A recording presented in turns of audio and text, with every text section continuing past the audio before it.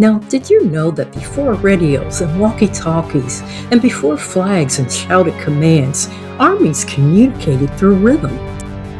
One beat meant for the army to advance, another meant to retreat, and that one terrifying rhythm meant attack. And across the world, armies didn't just march to drums, they obeyed them.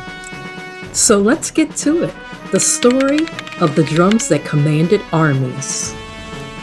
Why armies needed drums. Now, as you can imagine, battlefields were loud, chaotic, and deadly.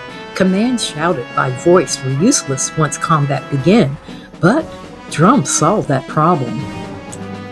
Because their sound carried far and reached hundreds, sometimes thousands of soldiers at once, and drums became the language of war. Let's first look at Europe, marching to the snare.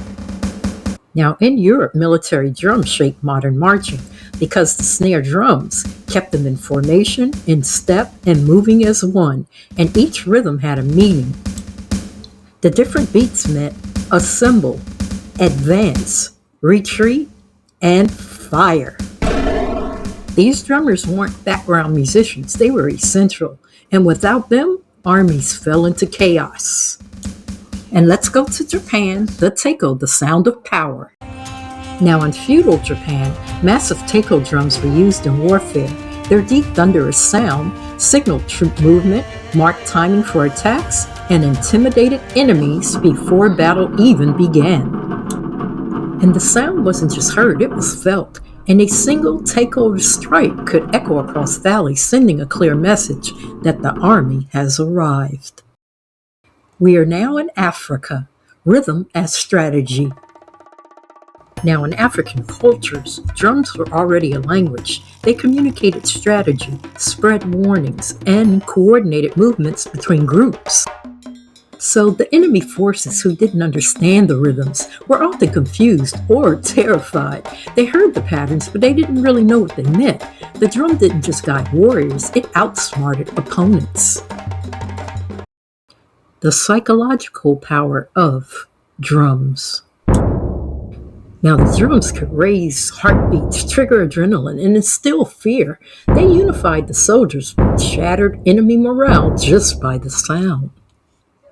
In war, drums didn't just move bodies, they moved minds. And I can only imagine the raised heartbeats, the sharp beats that triggered that adrenaline, and the deep pulses that must have created fear. And for the soldiers, the drums created unity, and for the enemies, that created dread. Today, drums are used for celebration, ceremony, and music, but once they carried life or death meaning.